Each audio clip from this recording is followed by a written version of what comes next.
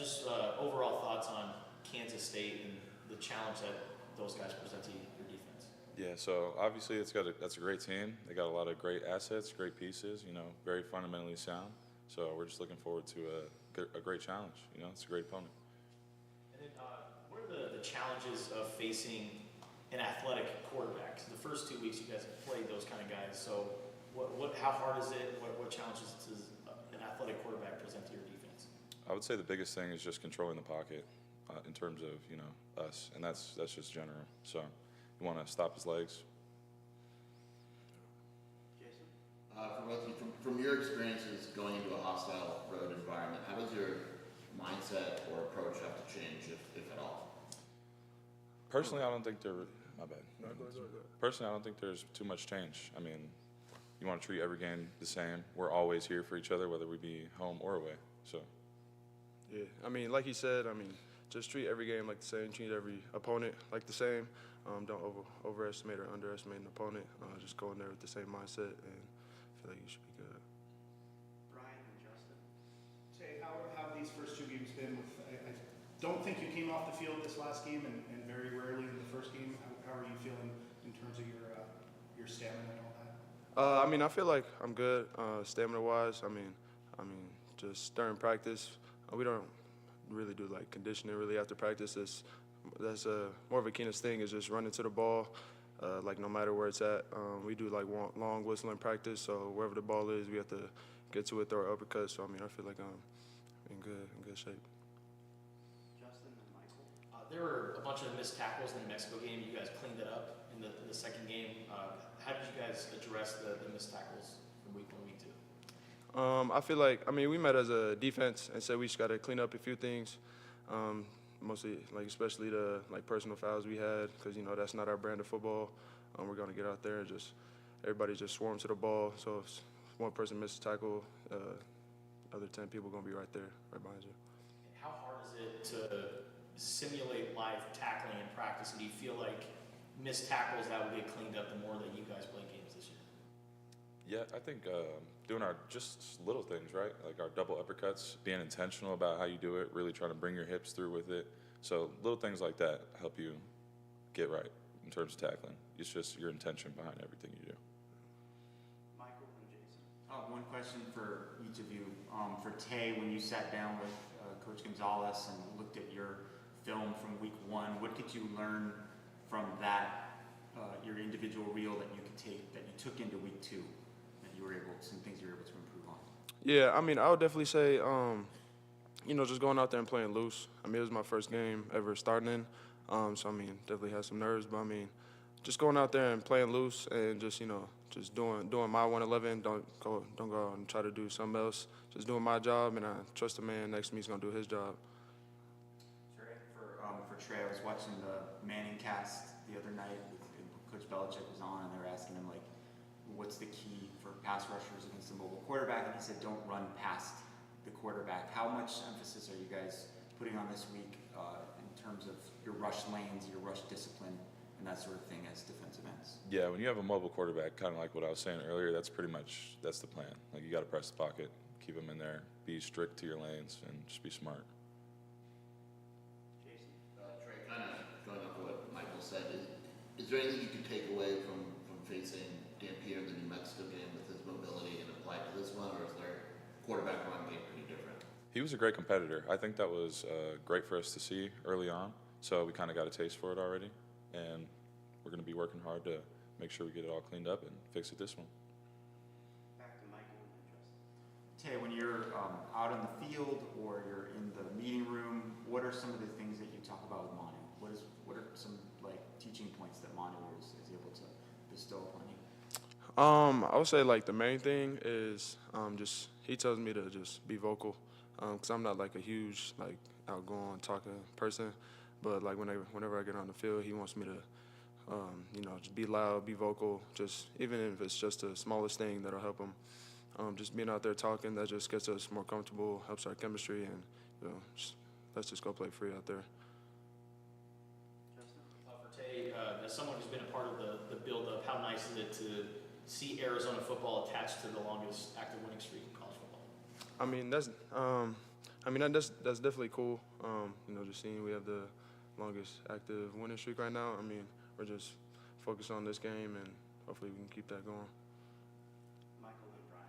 Trey, on the opposite side of you, Chase Kennedy's had a very nice start to his Arizona career. What have you seen out of him in terms of his development?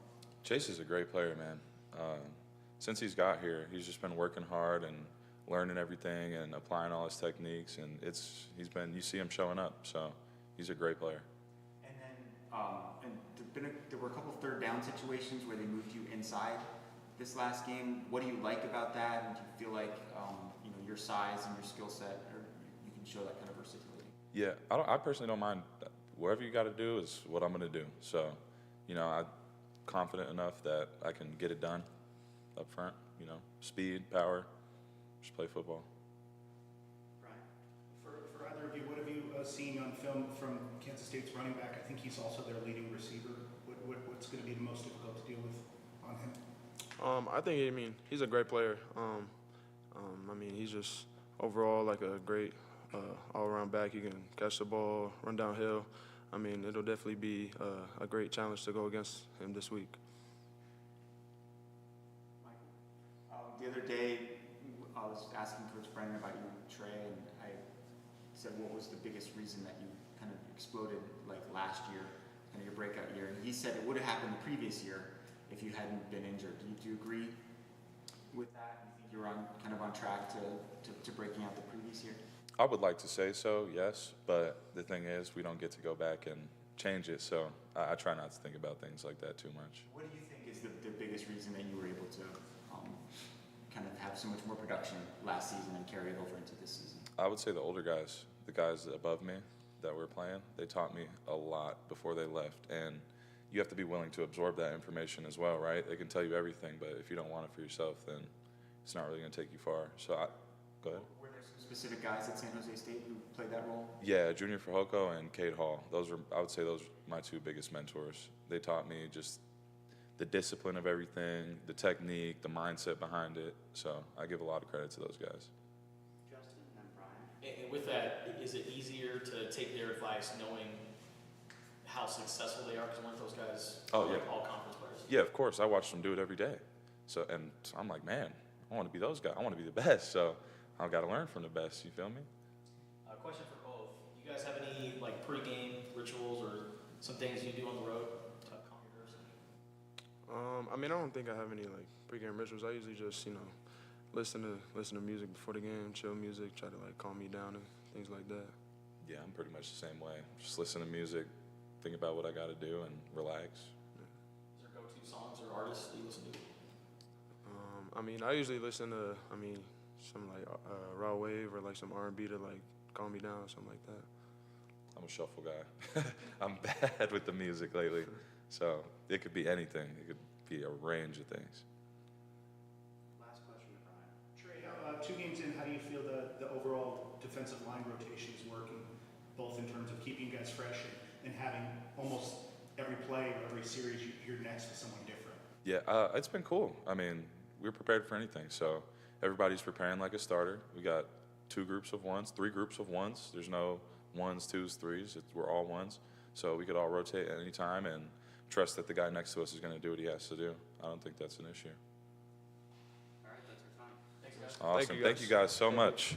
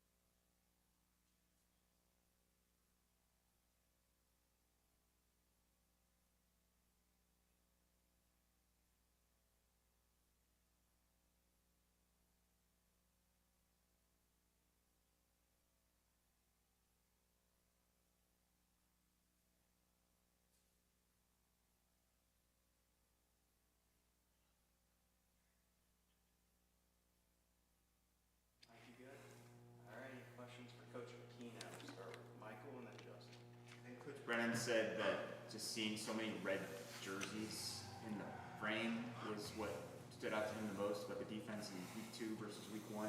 What did you think was the biggest reason that the unit improved so much? Yeah, that was one of them. I think I've shared that with you. That's how we're built, is to swarm the football, but it was impressive. We played hard. More importantly, though, I think we were accountable and we executed the details of our assignments. And we didn't go chase plays. We let the game come to us more. I thought we tried to chase too many things, which created some mental errors. So we just played our defense and did our jobs, and we're accountable to each other. And then that brought the ball back to the guys that should have been the free hitters, and they all enjoyed themselves and got there. It was nice. It was nice. Justin and Troy. Looking at Kansas State quarterback Avery Johnson, very athletic quarterback. What's the scouting report on him, and how do you think the first couple of games prepared your defense for a quarterback like that? Well, he's very similar to the first one we lined up with. And as I've shared with you, quarterbacks with legs always, I think, is the way to go. That's why when I was on offense, if you noticed, we had Danny White because we were moving from the Georgia Southern option football game. So Danny came in to throw the ball. But I was really looking for the athletic guys that could throw, and that's why we went out and I recruited Keith Smith, who is the original Johnny Manziel, okay, and Ortiz Jenkins, because quarterbacks with legs always puts a lot of strains on the quarterback. Everybody could be covered. Now, they create offense for you. They create momentum because now you got to get them on the ground, up in the open field. So he's got a lot of that in him. He's a good football player. He's somebody that we have to be aware of and contain him. Troy and then Brian. Kind of going off of that with Kansas State, DJ Giddings, the running back for them, it seems like a very versatile player, not only in the rushing game but passing game as well. Well, What I does he think bring? I think they have 3 running backs that are outstanding players, and I got a lot of respect for Kansas State. I lined up against them from 2001 to 2014 when Bill Snyder. We took I got a lot of respect for that program, and they do a good job in recruiting, great depth there. So I think they have outstanding skill, across the board.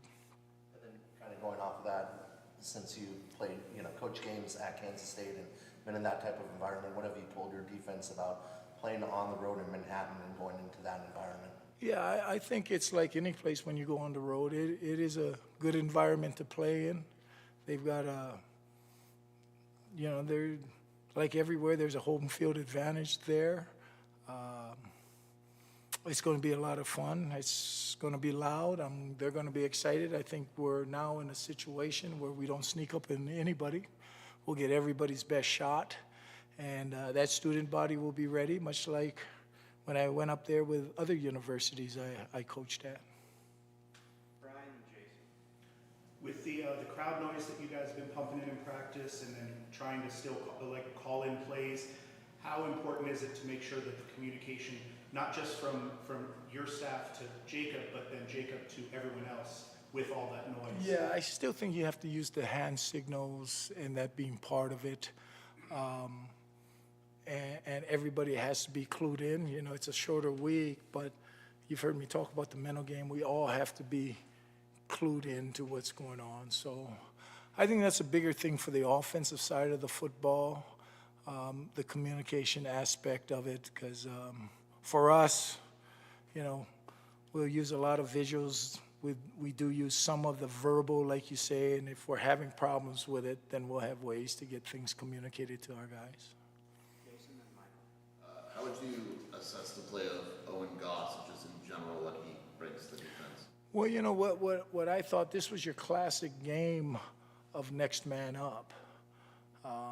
Losing Gunner and then losing Dalton.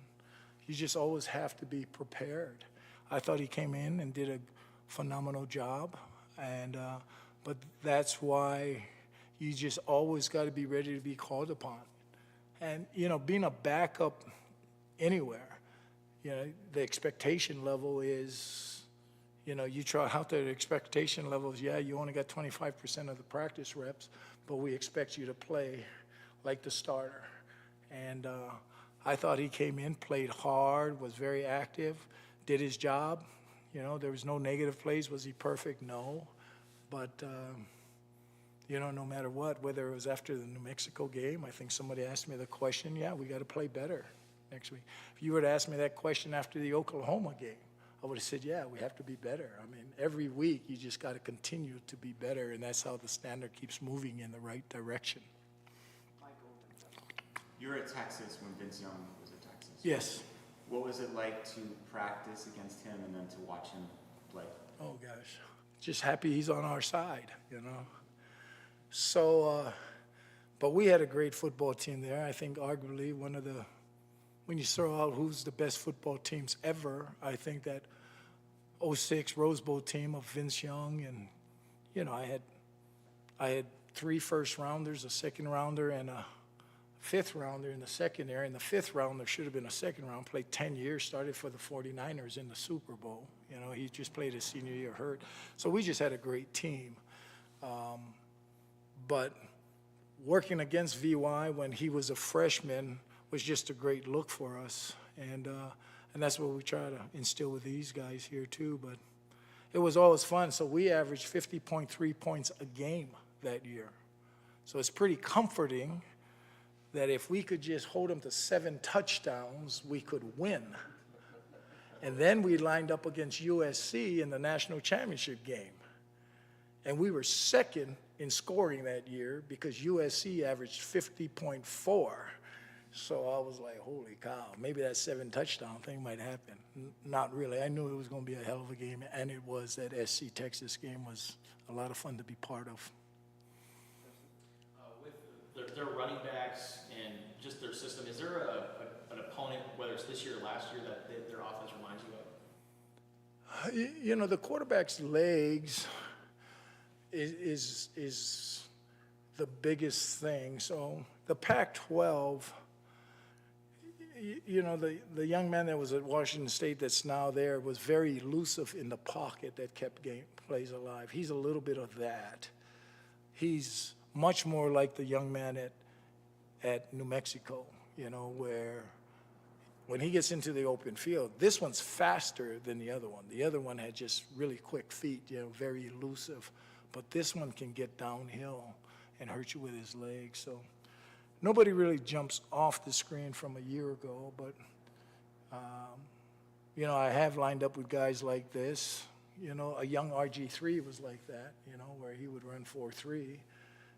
Once he got like VY is later in his career where he could spin it and complete 70%. It's just, they get hard to defend, man, you know. Michael and then Jason. Chase Kennedy's had a nice start to his career here at Arizona, kind of similarly built to Russell Davis, not the biggest guy. What do you think makes Chase an effective player? Great motor, just really practices and plays hard. And all the great pass rushers I've been around, you know, the Brewskis, the Rakapos, you know, I can drop some names on you. You know, there's athletic ability, but it's the motor, the relentless pass rush, just keep going, you know, and he's a relentless football player, really learning the system. So, you know, having that kind of speed on the field also helps you now when you're chasing down quarterbacks, or there are other skilled running backs that can really run when they get out on the perimeter. Last question, Jason. When you're watching film at K-State, do you go back to last year's games with Avery as well? Do I go back to which one? I'm sorry. Last season's games as well, when you watch film on those, and I'm just kind of curious, they have a new offensive coordinator. Have you seen differences?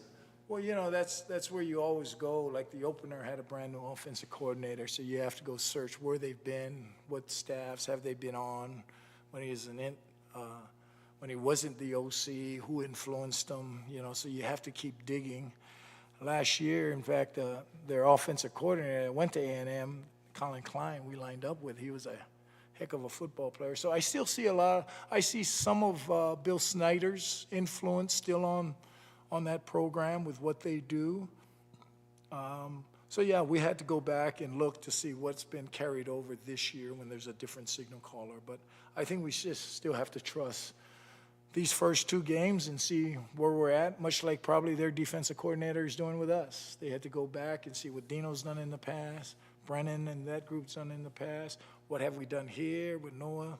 So, it's always, and then, hey, let's just get a start and stay loose and adjust. Let's see where this game is going. All right, that's our time. Yeah, thank you, guys.